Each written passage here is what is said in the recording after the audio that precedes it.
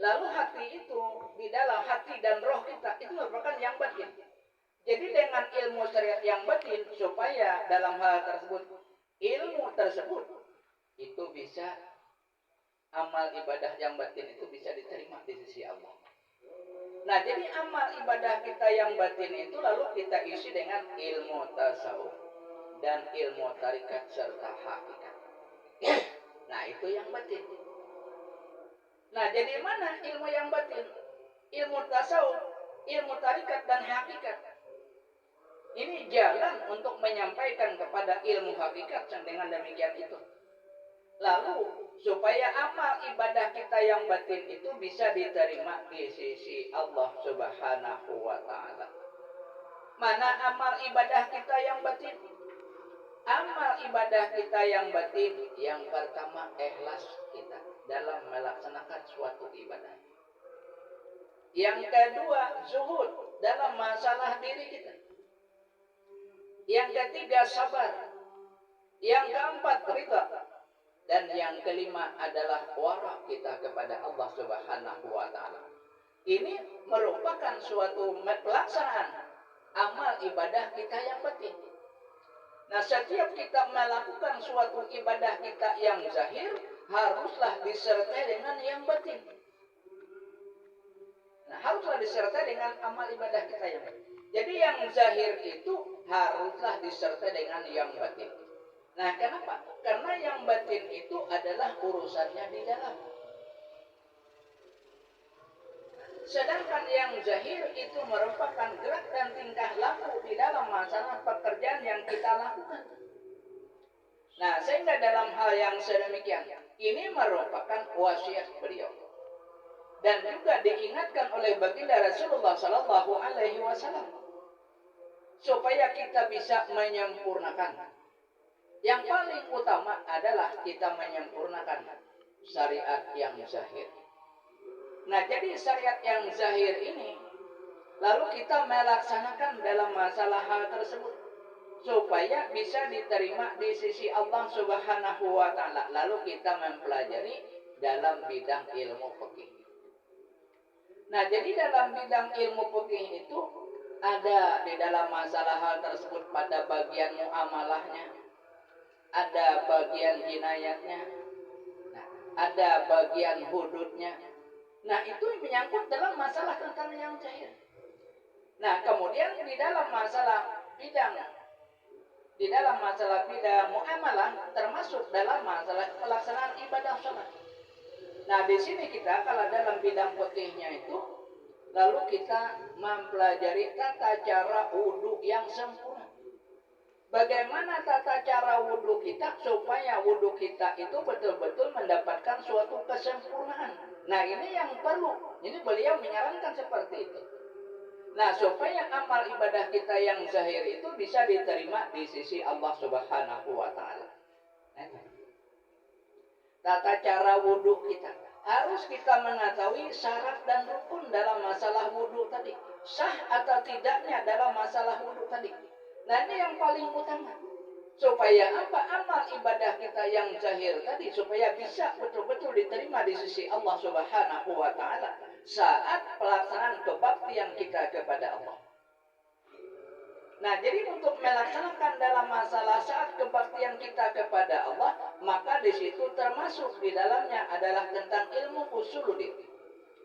Di dalam ilmu usuluddin itu atau ilmu tauhid, nah, di situ kita meyakini dan kita percaya dengan adanya rukun iman di dalam masalah segi kehidupan kita. Nah, jadi rukun iman. Rukun iman itu mungkin kita sudah tahu. Iman kepada Allah, iman kepada malaikat, iman kepada kitab-kitabnya, iman kepada Rasul, dan iman kepada hari akhir. Nah, ini yang penting. 5 ini adalah yang penting. Sedangkan yang keenam itu qada dan qadar, itu ketetapan dan ketentuan di dalam masalah segi kehidupan kita. Itu pun kita imani. Nah, tapi yang 5 ini barang siapa yang tidak beriman kepada yang 5, salah satu di antara yang 5 itu, maka termasuk dia durhaka kepada Allah termasuk dia orang yang tidak beriman kepada Allah, boleh kita katakan kafir. Itu yang 5 itu. Nah makanya yang 5 inilah ini sebagai syarat untuk kebaktian kita. Syarat pelaksanaan di dalam amal ibadah kita.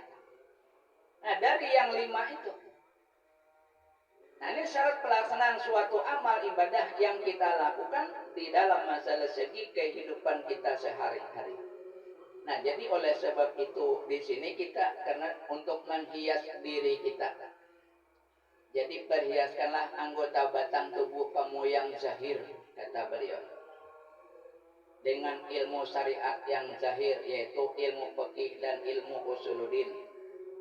Sehingga dengan yang demikian bisa diterima oleh Allah segala ibadah kita. Ibadah kita yang zahir.